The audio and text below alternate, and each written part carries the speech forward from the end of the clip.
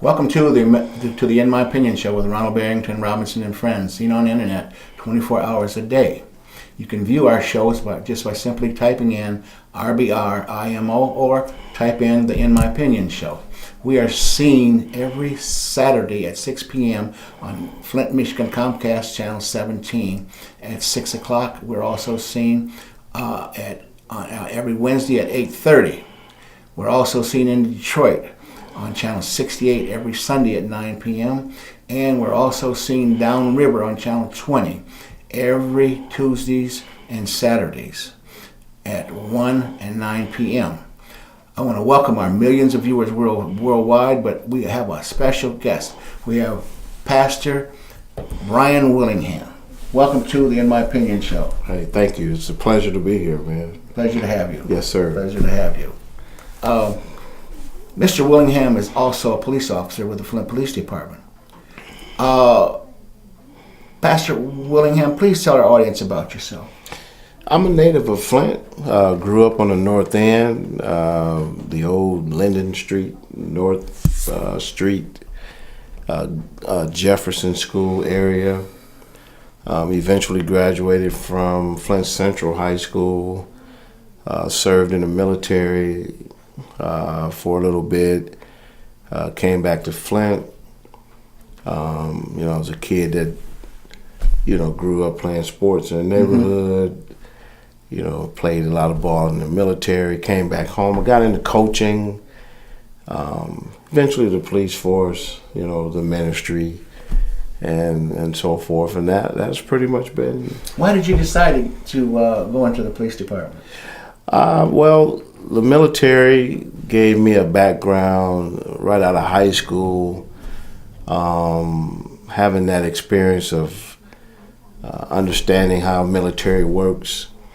And the police force was really, when you come out of the military, it was really, the police force was the closest thing that was really acclimated to what it was that I knew, because from the time of 18 to maybe 25, it was the only thing I had done, You didn't want to make a career out of the military? I thought I did when I went in, but after about 7 years of being in there, I met my wife. I came home to Flint. I was getting ready to go to Germany. Came home, met this girl that I knew from high school, and so that changed everything. Okay. Because I really did want to be a career soldier at one time, and I had gone up the ranks a little bit. But that just go to show you how falling in love can change your whole routine. I know that's right. It's changed my whole life since then, because Okay. we've been married 25 years, and now we have 3 grown children, and so that I had a plan, until I met her, and then everything changed after that. usually does. Yeah. So it's a good thing, but that's life, Yes. Yeah. So you're a native Flintstone. Mm-hmm. Yes, sir. Yes, sir. Born and raised. Found your in Flint. truly beloved, huh? Yeah, found my wife, and Flintstone, by way of, like I said, my dad was from Arkansas, so Flint by way of Arkansas. Okay. All right. Yes, sir. What are your hobbies? Well, my hobbies go way back to my growing up. One was, music. First thing I loved to learn to love, outside of my mother and my family, was music. And, my mother took me to see James Brown when I was 4 or 5 years old, down at the old IMA. And because I was a big music lover and a big fan of James Brown coming up, and from music to sports, I grew up in that Ali era, boxing, basketball, and those were my the two passions, that I learned to have at a young age, that kind of carried through my life. Okay. Now, but starting, way back, that was the first things that I learned to love and be passionate about. It's a good thing. Was the music and the creativity. The first things that I wanted to be, I think a lot of inner city kids do want to be entertainers. I wanted to be James Brown, and some part of me, hey, I wanted to be Ali. You know what I'm saying? Magic Johnson. Those were the first, real heroes, that I had, that I idolized. Well, you get it. I think you get it honestly, because I've been in and around Flint, for a number of years, and this is a sports town, all right. So obviously, it seems like it's in the air, right? Okay, it is, and if you don't have my dad wasn't around a lot, and so if you don't really have the guidance, so to speak, towards something educational or career-wise, that kind of thing. When I was growing up, I don't recall people really talking too much about careers and, be this and be that. And so, you took to whatever that thing that you saw, and that thing that I gravitated to was in my house was music. Mm-hmm. And then as I got a little older, it was sports. Sure. And so that's where I found the passion for life, and that carried me, I think, to this day. That's where I found passion and drive at, in the music and in the sports, the competitiveness, and that's I think it still is a driving force for me now. Of any one person, who would you consider had the most influence on you? In terms of what, a real person or a celebrity? Or a real person. A real person, I want to say probably my community school director is a man named Chaz McCall. Okay. He, the time that he spent working with kids, after school. I had a neighbor too, Miss McCain, that's passed on now, but Miss McCain used to do something really, I didn't never figured it out till I talked to her years later, but I could be outside playing, man, in the street. And Miss McCain was she was a big booster at Flint Northwestern. Okay. And at the time of when high school basketball was at its pinnacle, you know, and man, Miss McCain would come outside and say, "Hey, go tell your mother we can really go to the game." Okay. You know what I'm saying? Mm-hmm. And it would be a bunch of kids outside playing, and I'll say, "Well, why would she pick me?" Over the years, as I become an adult, I would say, why would she pick me out of all those people, And then when I went back many years later and just really talked to her about that as an adult, because, I became an adult who picked up on her spirit, picked up on Chaz McCall's spirit, and it influenced the work that I did, And she said, well, she saw in me something that reflected her life, that she didn't have her father, and so I didn't know what was driving her, generosity or whatever towards me. But years later, I found out she grew up similar to how I grew up, and so she had a heart for my situation that I had no idea. As a grown up, you don't know the makeup of the adults, and so I found those were two people that really shaped my value system in terms of giving back outside of my own family. My mother was a big influence on me, but outside of my household, those were people that that showed a type of love that you didn't understand why. And like I said, it made me go back 30, Sure. later when I became an adult and asked and sat down with her and say, why did you do that? Well, obviously, those two individuals had a tremendous influence on you. Yeah. In terms of the man that you are today. Mm-hmm. All right, your activism with the city and its young people. I know you're very active in PAL, and I'm sure that probably had an influence in terms of going in that direction too. Mm-hmm. Explain to our viewing audience, what is PAL? PAL is the Police Activities League, and we stress the activities because it's not just sports.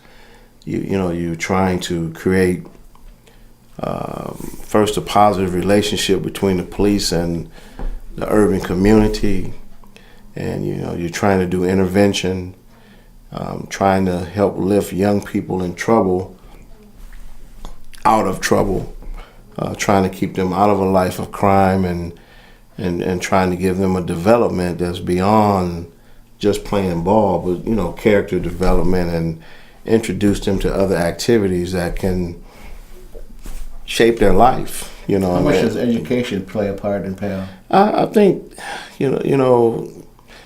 formally probably not a whole lot, but I'm thinking going forward we're going to be doing more things educationally. Mm-hmm. Because again, what we're looking at out here is young people who, in order to be productive citizens, they're going to need some type of trade, or if if they don't get a degree. All our kids won't get degrees. I have 3 kids. 2 of them have degrees. One of them don't. They all making it and they all doing well. Sure.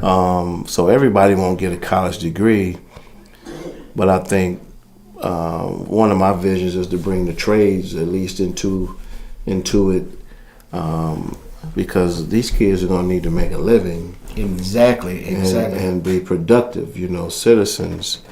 And so they're going to need some tool, either an education tool or a trade tool, to be able to make it out here. And then be able to be in a position to give something back, Exactly. Because it's hard to give back if you are not productive in some way in the community. It's hard to be in a position to contribute, I've been in and around Flint, Michigan since, actually probably for the last 25 years. I've seen multiple changes in those years. What do you envision for this city of less than 90,000 in the coming year? I envision really, I think, a recreation of what it is we've done some things in the past. You're going to play a video at some point in this in this presentation, and there's 4 points that I like to stress, 4 C's, if you will, in that video, and one of them is common sense. In terms of working with people, we have to get back to a common sense approach. Absolutely. Of just doing just what makes sense. For the right people at the right place at the right time. Because that's something we used to do in the city. Working with human beings is not rocket science. It's really a lot of common sense stuff that, like, my neighbor would walk out the house and say, tell your mother I'm taking you to the basketball game, because her instinct said that I was the one that needed it. Sure. And she couldn't take everybody, you see. So it was common sense, and commitment. We have to be committed to reaching down and getting probably the most undesirable people in the community and lifting them up. And there was a time where there was a real commitment to that. And now, we're getting away from reaching down and getting in the dirty part of the undesirable population of people. There used to be people that used to like to do that, and now it's not popular anymore, to get down and get committed and get dirty. And so, then there's children, that and then the community. And so those are my 4 things. I feel like if we get back to a common sense approach, a commitment, to reaching down and getting the right people at the right place at the right time. We make a commitment to children and building a community. That's the things that I want to see. Well, I applaud you. Yeah, through PAL, that's something that I want to reestablish. I hope to reestablish in the city of Flint.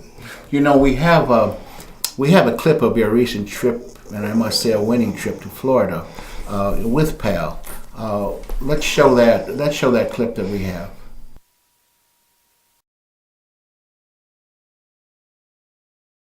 There's a common sense way to building community, to having a commitment, to building children, to building community, doing the right thing for the right reason, doing the right thing for the right people at the right time, at the right place.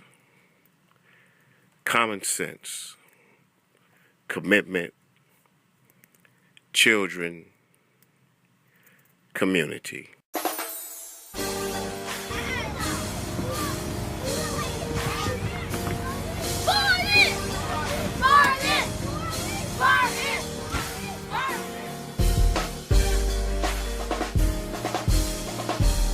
All right, Facebook, it's a new day. We lost the game yesterday, but I got some of the players here with you today. They're going to tell you who they are and what happened yesterday, how they felt about losing yesterday. But basically, overall, today is a new day, right, fellas? Yes, sir. All right. Let's start over here. What's your name? Jacoby Holiday. How'd you feel about the game yesterday? You didn't all do your part? But today is a new day, right? So what you gonna do today? Tell everybody do their part. Tell everybody do their part, and then you're gonna go out there and get that win. Mm-hmm. All right. What about over here? Marquise Nelson. What happened yesterday? We lost. We lost. How did we lose? What you think happened? People gave up. They got a little intimidated yesterday. Yeah. All right, but what's gonna happen today? We gonna win. We're gonna win today. Yep. Because it's a new day. Mm-hmm. All right. What about back there? Right here. Yes, sir. Jalen Holiday. Jalen, what happened yesterday? People weren't doing their part. People wasn't doing their part. But we ready today? Yes. What you gonna do different today? Change the whole game. You gonna change the whole game up? What about behind me right there? My name is Ronald Nelson. Ronald Nelson. You gonna play defensive or offense. All right. So let's say on three, we're gonna say it's a new day. 1, 2, 3. It's a new day. All right. Right. Now, how do you get the coaches and community people to work together? Because they say you got a team from the city, and see somebody want to say that's my kid, that's my player, that's my how do you overcome that in the community where the thing you put together one team and go out here and represent the Right. city? Well, we got 3 teams here this year. We got 3 teams. We got an 8U, a 10U, and a 13U. But the way we do it, man, we show the kids love, we show the parents love, and we all try to. We always tell them it's a family thing. We always build family. We always tell our kids we are like brothers, you know what I'm saying? So once we get the kids involved, and then the parents will automatically fall in place because they know their kid is in a good environment, they learning the right things. The kids might be from different neighborhoods. They from different parts of the neighborhood, schools, different all cultural of that. backgrounds, all kind of different backgrounds. And what it is, we get the kids to jail, the kids get the parents to But when you jail. get ready to go outside the city, they become one team. Oh yeah, no matter what. And we don't let the parents get involved with our practices or our games because that is our time with their kids. But we do ask the parents to trust us with their kids, you know what I'm saying, and we're gonna treat them right, you know what I'm saying. So our parents give us all the utmost respect, and I'm telling you, when it's time to travel or time to go somewhere, they're gonna help us raise their money, they're gonna help us get everything done and get involved, because they want these kids to play as much as they can and learn as much as they can. So it's I promise you, it's a big family. All right, okay. It's a big family. Well, Coach, we appreciate you, man.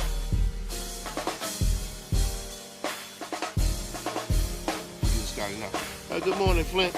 I'm here with a coach from Jacksonville. I'm gonna let you let him introduce himself and then tell you his story, his coaching story. Hey, how y'all doing? I'm from Jacksonville, Florida. My name is Aaron Williams. We won the national championship in Dallas last year, but it's not just about championships with me. It's about bringing kids up from the streets. A lot of kids that I got, they ain't got no daddy or no mama. I just go to the gutter. I go back where I came from and get these kids and mentor these kids and get them back into school and let them fall back in love with the game of football. We discipline on the field and off the field. So people say, how your team get so good, coach? And I took my own horn, but I tell people I got kids. They fall in love with the game because they ain't got no mother and father in their life. Like I was telling your man here today is, I got one kid, his mama said, you just take the N-word, and I got 7 kids of my own. I told him I take him in, but you know what? At the end of the day, she still give me a check. So it's not about the money with me. It's about the love with the kid for me. But God will give me my increase. But I just thank you for y'all. Hey, it's a blessing to be here. God bless y'all. All right, God bless you, Flint. That's our story for the morning, man. That's a coach's story right there that I think everybody needs to hear, man. Back in Flint with everything that we're going through. And we on the brink of a 2-time national championship. Yes, sir. Yes, sir. When people say rubbish, I still see diamonds in them boys. Oh, yes, sir. God bless you, Coach. God bless you, man. I'll see you around later this Yes, sir. afternoon. All right.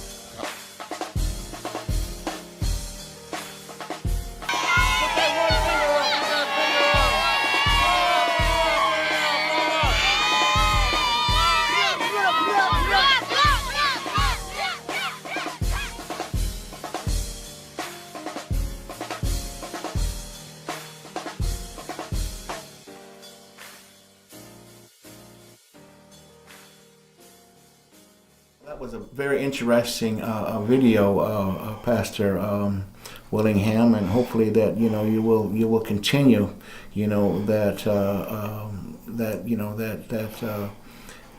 activism with the youth, and I can see the enthusiasm and accomplishments in those children's faces, and the proudness on your face of a job well done. Mm-hmm. When you folks won that championship.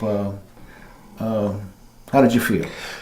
Man, again, at being now past 50, I feel the same thing I felt as an 8 or 9 year old kid when you play ball and you want to win. Mm-hmm. And not win for the sake of winning, but when you do things a certain way, when you follow a process and you win, that's I like to win, and again, not just for the sake of winning, but our kids need to win.